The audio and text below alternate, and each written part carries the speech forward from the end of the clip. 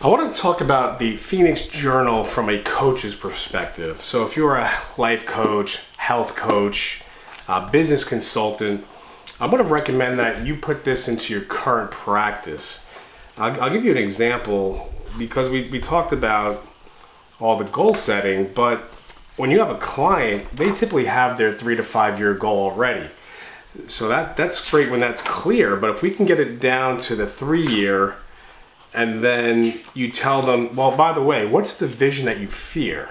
And then you can do fear-based motivation on any coaching program. So I'll give you an example from my client.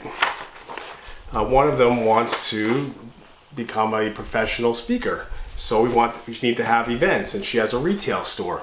So one of the two things was to make an extra $1,000 a week and figure out how to get on stages or at least do small events and happenings. We're going to do that 10 times in the next 12 weeks.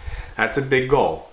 So what we did was we took the goal of, more than an extra 1,000 a week, and we broke it down.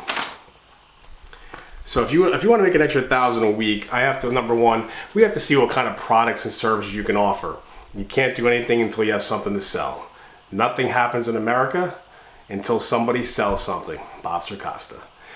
So part 2 was I need you to do a whole inventory of everything that you have in your store, storage, and your warehouse. So once I get a product list, I'll know exactly everything you have.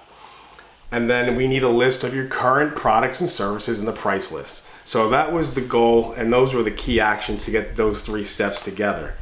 Now, the outcome and measurement was if she did the inventory, she'll have a Excel list of all the inventory.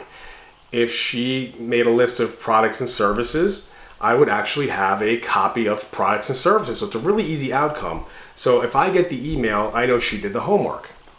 So this is, again, for your coaching clients, give this to them, because now they have accountability and a tool that they can use to help themselves out without you. And you just kind of coach them through what they need. And we went through what sacrifices are you going to have to make. Well, if you're going to do inventory, you're either going to come there super early before you open, or you're going to stay late and count everything when there's no customers around. So that's a big sacrifice for some people. And the other one was she's going to have to give up whatever she would normally do after close. So at 7 o'clock when she closed, guess what? She's not going to go play cards. Maybe she misses her Zumba class. But that's a small sacrifice to make to hit the big 12-week goal. And then we have a specific date. So we did it, 12 weeks from the current date. That's when that goal is. And as a reward, she's going to go on a winter sleigh ride. That's her dream. This is somebody in California, never seen snow before. So their dream is to just go to have maybe a New York or an Idaho, just somewhere really cool where it's snow. They can get a little horse-drawn sleigh ride, which would be cool. That's a great goal to make an extra $1,000 a week. Coming in on week 13 to have an extra $1,000 of income. And then going back, how that relates. So now we have the week 1 target. And you have the 7 days a week. On the 7 days a week, she can say, okay, Monday, I am going to create an Excel database. On Tuesday, I'm going to start drafting an email, and I'm going to copy paste all the services that are on my website. On Wednesday, after hours, I'm going to start with cabinet number 1 and do that inventory. On Thursday, in the morning before I go into work, I'm going to hit the storage unit, and I'm going to count how many units I have to sell in the storage unit an hour before I have to open up the store. And then maybe on Friday, she finishes off the rest of the storage unit. Saturday, she can go through the rest of the store. And then Sunday, she can email me the list. Monday morning, I'll have it. And she can actually check off a win. So that just breaks down on what the actions are and how you're breaking it up each day so it doesn't hurt. And then we could flip through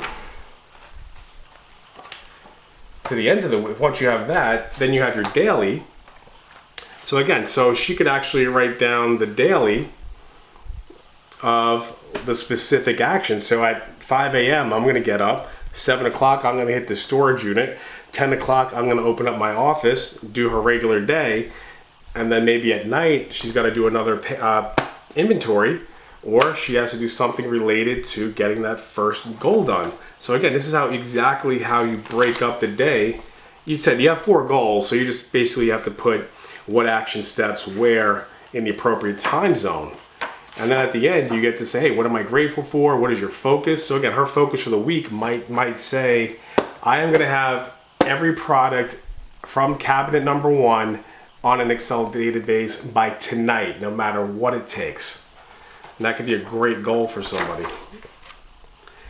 And then at the end, she can go back and put down what is she going to do to make her relationships great, her work, her personal health, and her education.